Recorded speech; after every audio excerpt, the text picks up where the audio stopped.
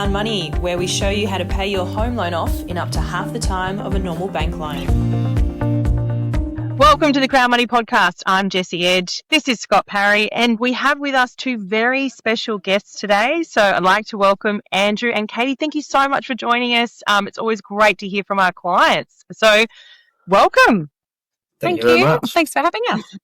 You're welcome. Keen to hear how this all started. So can you take me back to what was life like before Crown, before you heard of Reuben, and what brought you to Crown?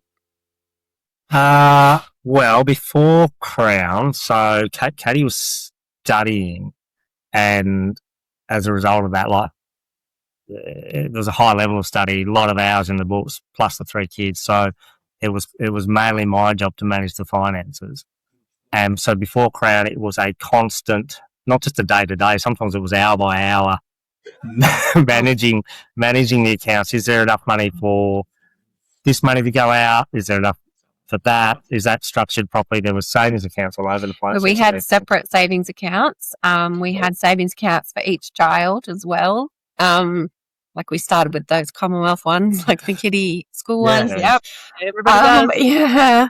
So we had, it was a bit higgledy-piggledy. Like we had things everywhere. We're trying to save. We're paying our mortgage off the traditional way, I guess you'd call it.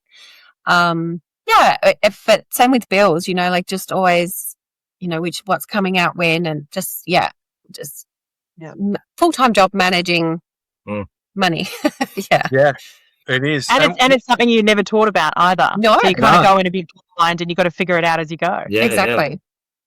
That's so true. It's something where they should teach money in school. It is something we all have to deal with every single day of our lives.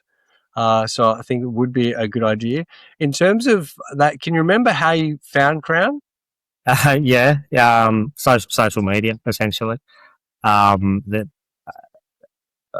when you're trying to get ahead, and then things pop up, and you go, oh yeah, that's too good to be true. But when it keeps popping up, and there was multiple sort of different angles or people suggesting there was another way. Eventually, I caved and sent an inquiry to Crown and a couple of other places just to see what it was all about.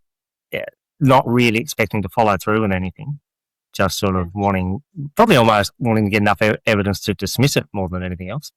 Because I thought, righto, whatever. This is not going to be a real thing, but we'll have a look. So, it was through the social media. Just submitted an inquiry in the end, and as a result of that, ended up setting up a meeting, which turned out to be with Reuben, to discuss what the product was that they had to offer. Yeah.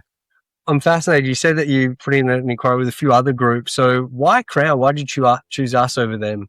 So one group was a local financial advisor. We went and had a meeting with them. They gave us their pitch, what they do. They went through their fees, what they could manage, how they could manage it. And we came home and looked at the numbers.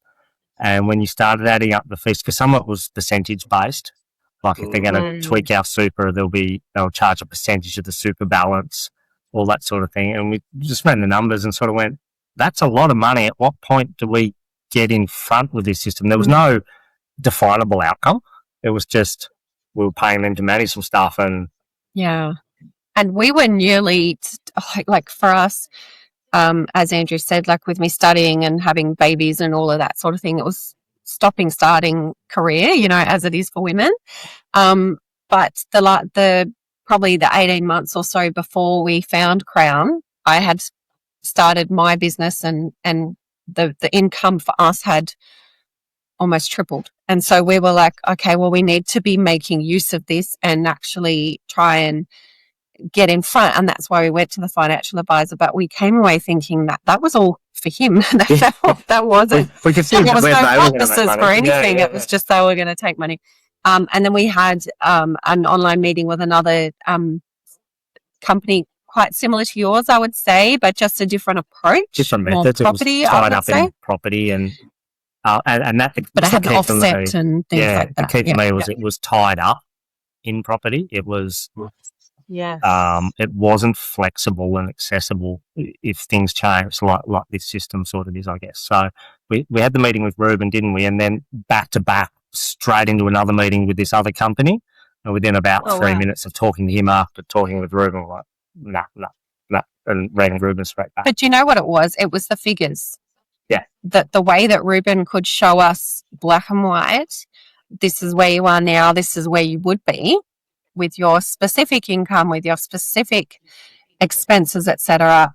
It was very easy to see that it wasn't, just all talk. There was substance to it, and that's why. Yeah. Yeah. It's really critical, isn't it, to actually see the numbers and to understand, okay, after year 1, this is what it looks like. After year 2, this is what it looks like. And you can play with it a little bit and understand, well, if I need to take some more time off because I've got to study some more, or I've got another kid, or whatever it may be, you understand the impact of that on your kind of debt reduction journey. I think it's great. I'm a numbers person as well, so I'm right there with you. Yeah. That is, for so many people, like, it's easy to say, we'll get this result, we'll do that result for you. And like, that's the easy part, putting some numbers up on a spreadsheet and saying that's how we're going to get the result. But I think what we've really tried to focus on over the last 20, 25 years is how do we actually ensure you get those results?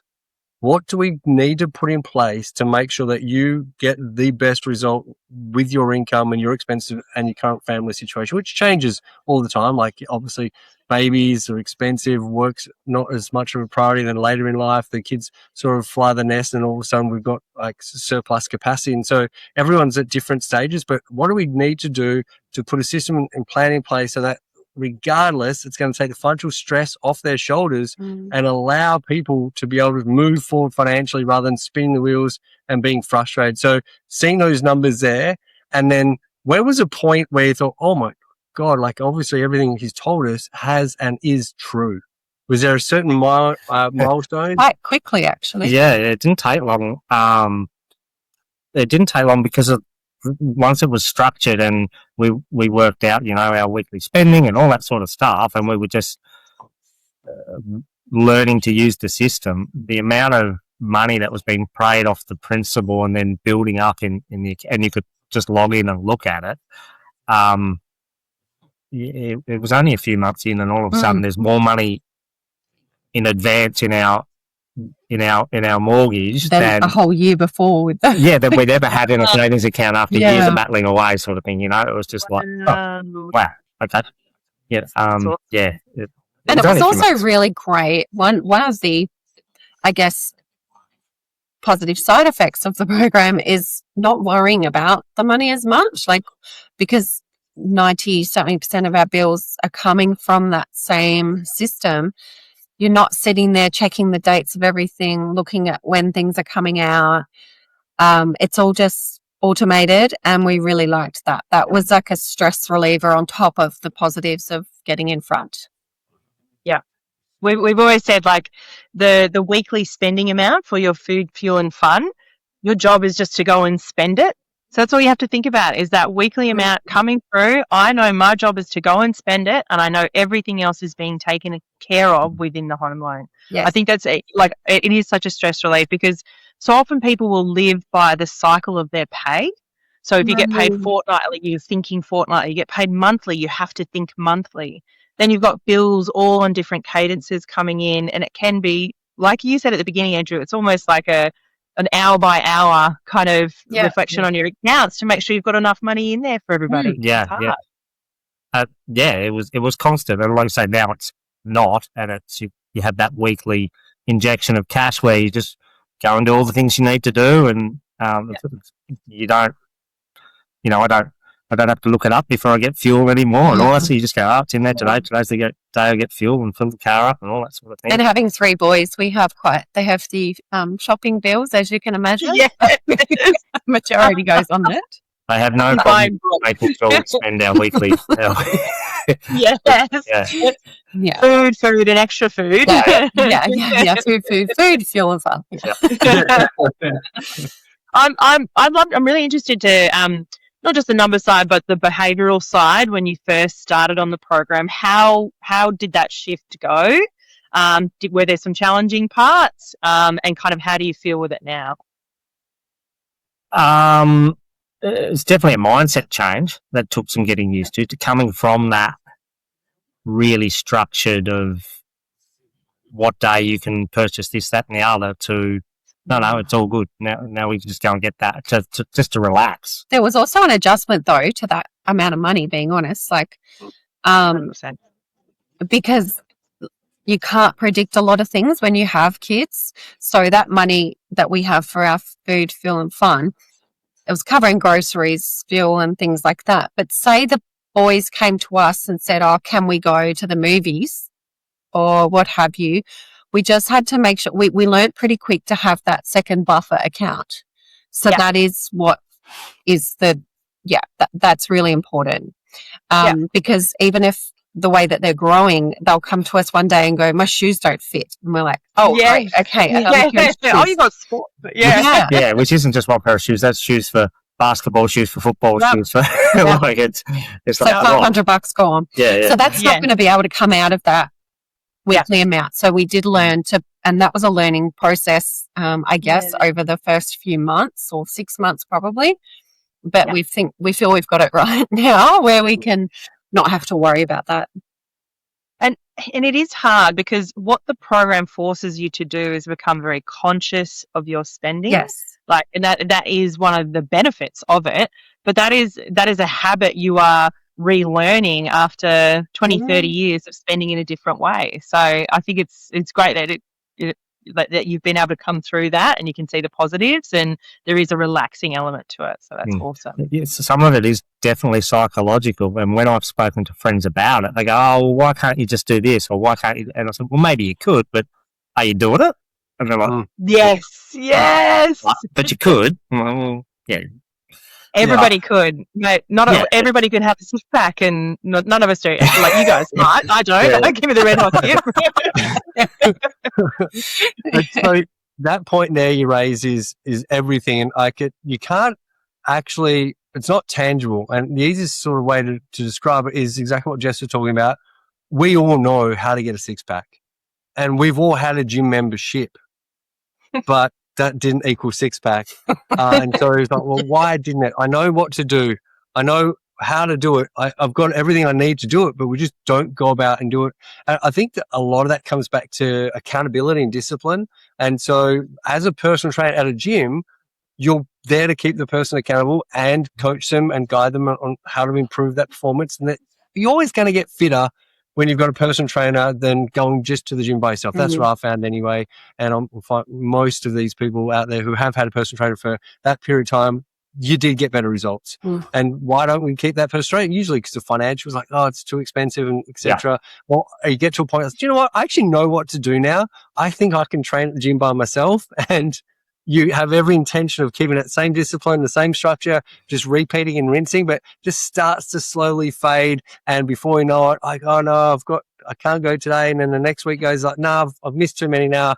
And you just got a gym membership that you're not basically getting any benefit out of. So like we apply that same strategy. Like we become the personal trainer plus the nutritionist, plus the strength and conditioning coach, plus the psychologist, and you bundle all that together, you got a very good chance of getting abs.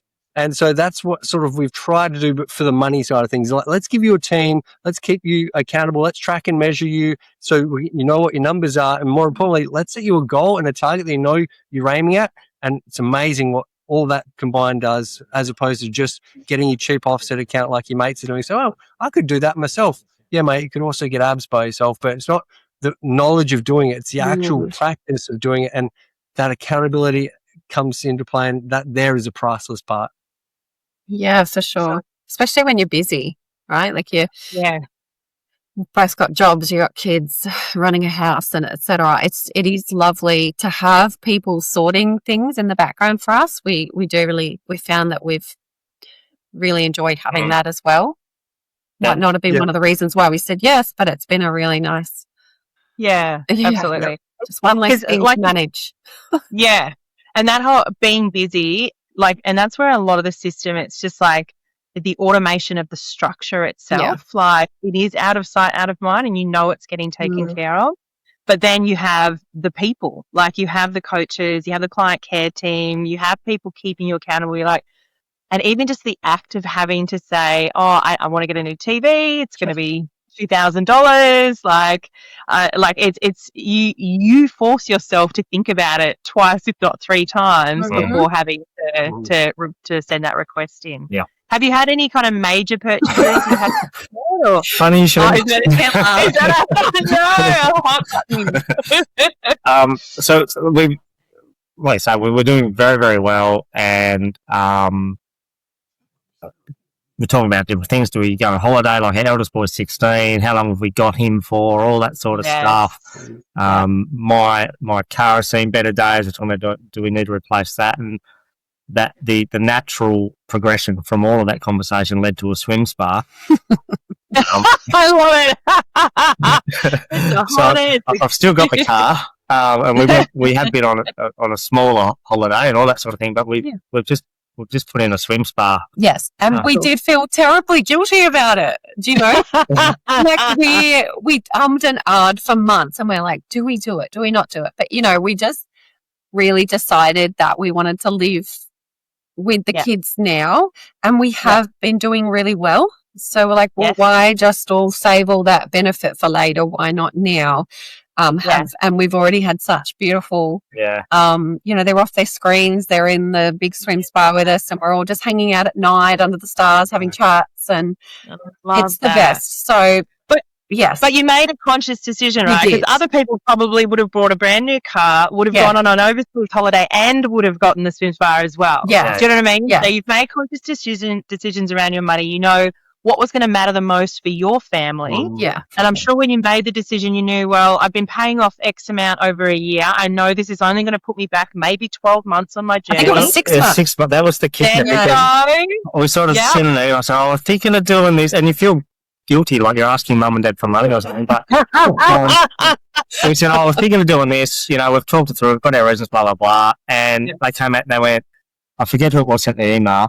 But then it might have been Beck. But anyway, she said, this will add 6 months to your timeline. And we went, 6 months. Like, well, that's a no-brainer. Why wouldn't we have years of fun with this, with the family and the kids? Well, we've got them for an extra 6 months. Absolutely. So, and I think it's a really great perspective to look at those financial decisions in terms of time instead of just money. And it's like, okay, because the ultimate purpose of money is to buy us time and enjoyment and things like that. So what am I trading here? 6 months? If you're way ahead of your 30-year curve anyway, 6 months is not the end of the world. You can make those decisions informed and empowered and go, it's the right one.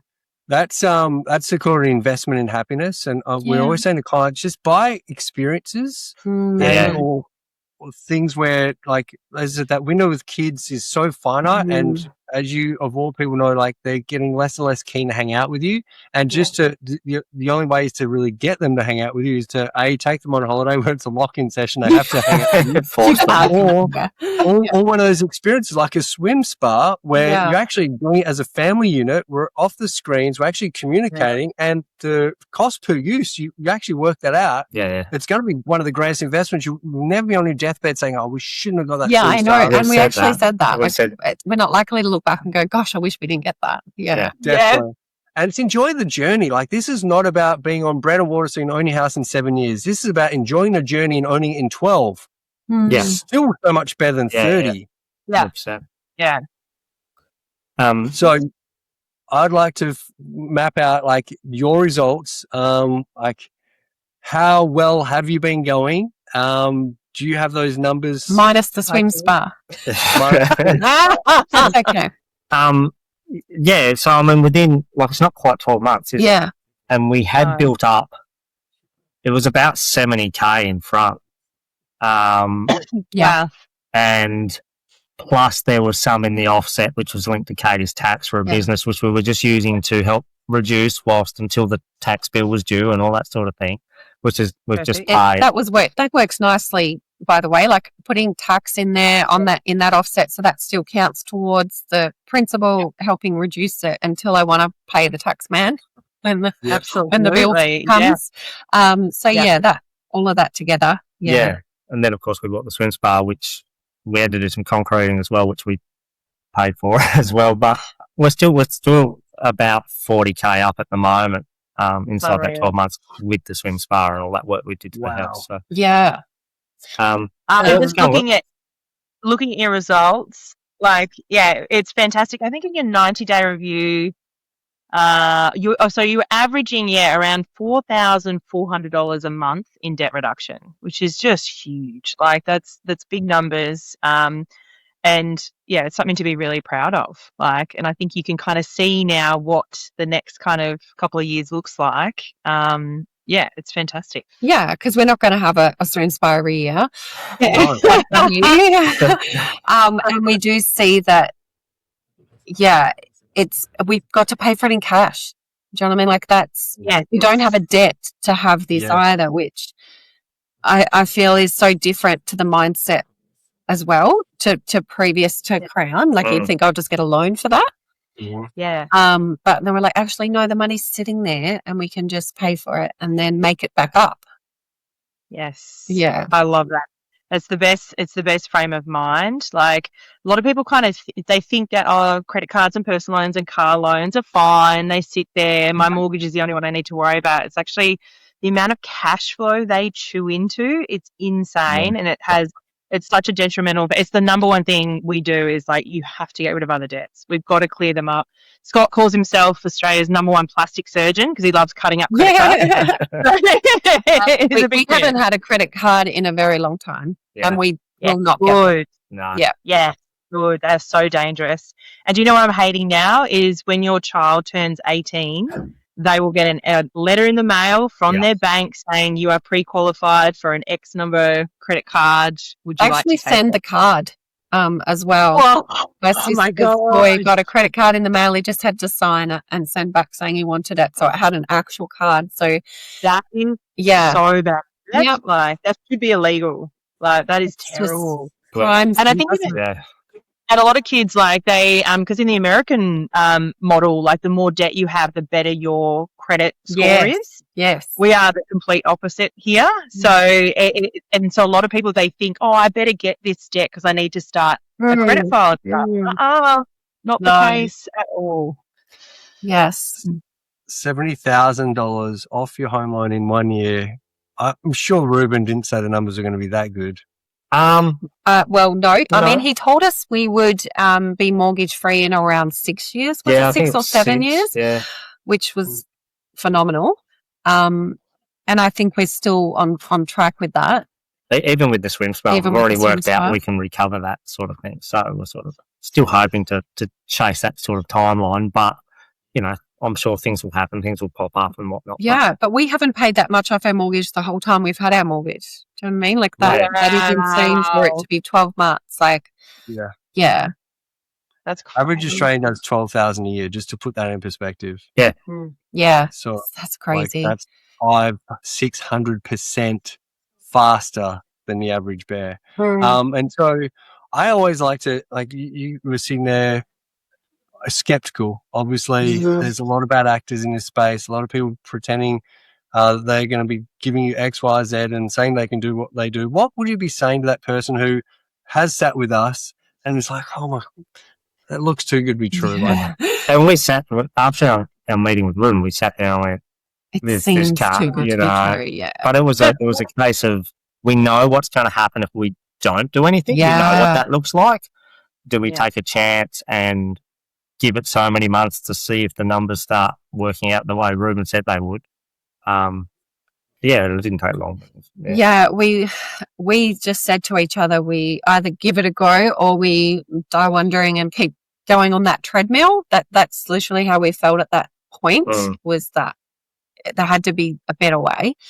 But yeah, definitely I would say to them, sit down after you've had the chat with Ruben or whoever you speak to and just really look at those numbers, because I bet that most people like us, when we saw our existing numbers, we felt sick. How much money? The interest that was projected to be paid on our mortgage was more than our mortgage. Yeah. And that was sickening. We were like, oh my gosh, that's going to the bank. Yeah. Yeah. So looking at that objectively was really handy to go, my gosh, this just seems like a no-brainer now. And we can't really lose as such. We can move out of it if it's not working. So, yeah, we would definitely say it's not too good to be true, you know, because even now our friends and family are still very like, are you sure? Yeah, and almost 12 months in, and we had a barbecue. Our little boy turned 5 on Saturday, so we had a barbecue, and they've come and they've seen the swim spa. And it's like, oh wow, you've done so much, and it was like, yeah, like. But anyway, like, I think people can. Change is scary, I think, and fear of change is one of the biggest reasons why people don't do things. And I think we're very much almost brainwashed that there is only the one way to have a mortgage, and anything else must be a scam or dodgy. So I would say to them, just know that it's real. We've been through it. There's a bit of teething at the beginning, but to stick with it, and it's definitely worth it. Why and who would be benefiting from this said brainwashing? Interesting question. The people who did those numbers that we looked at on that chart. Yeah, it's phenomenal that like the whole system is such a money churner for you know, a very small group of entities that just, and everyone's like, this is just how it has to be, sort of thing. And it's just like, wow. Like 1 month, Ruben sent us our email, you know, at the end of the month, he sends, how have you gone? And he's like, the average Australian would pay off $700 off their mortgage, and you guys paid $7,000. Yeah, that's right. And we just sat there.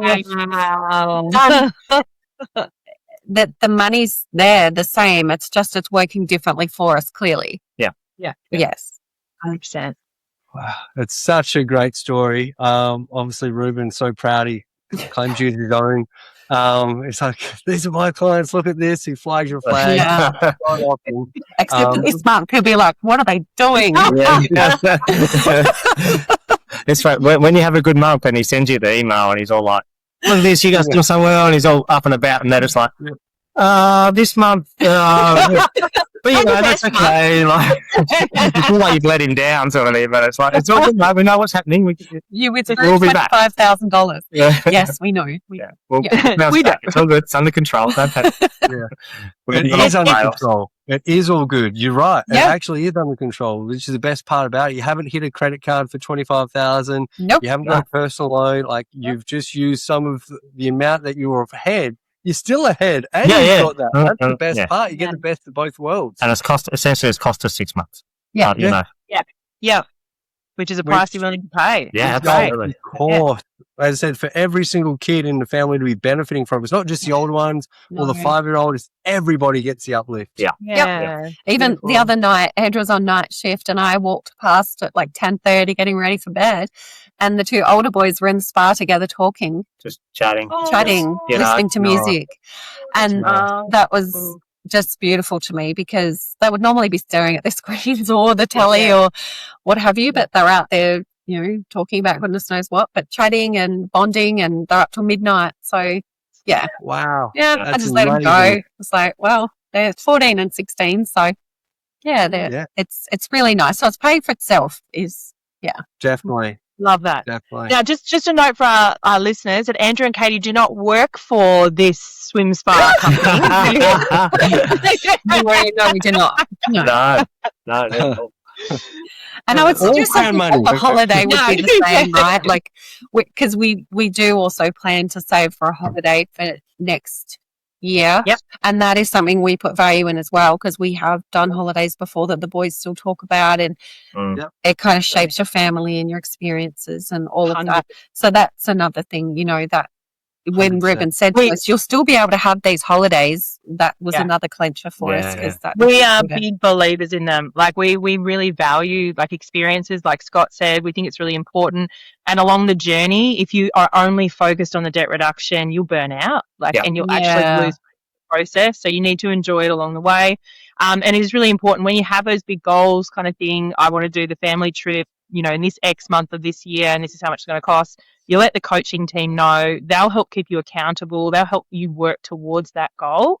And it does make it feel like it's a lot more achievable. So, it's awesome. It's great to have those goals. The reason why holidays, we're huge believers in experiences, is because the family gets to enjoy them 3 times. The anticipation of the holiday, the lead up, like, oh, we're going on holiday in a month or a week or however long it is, then the actual holiday itself, and then reminiscing on a holiday, the memories of it. So to enjoy an experience 3 times for that same money, like, there's no one who's going to say that their kids didn't have a great holiday, and instead of buying them an iPad or a new phone or something like that, it's like, just buy experiences. That's the stuff kids remember. Don't buy materialistic stuff. They just spell love, TIME, and any of those moments that you're investing in that give them more time with you, swim, spas, holidays, the greatest investment in your happiness and also theirs. Yeah, 100%. Yeah, we've done family holidays to Fiji and things like that, and the boys still talk about it and they want to go back, and they're core memories, you know. And core memories. You're right. Yeah.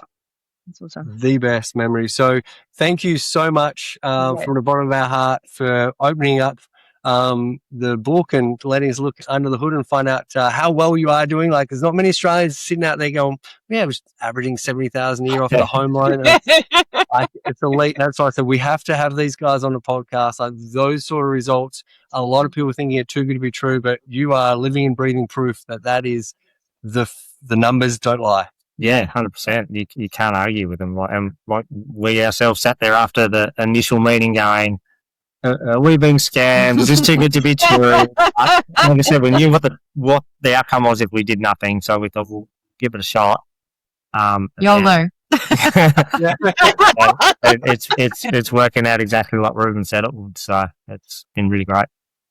Amazing. Thank you so much. And can't wait to see the next 12 months. Thank you. Yes, exciting. Thank you, guys. Thank you so much. Thank you very much. Thank you.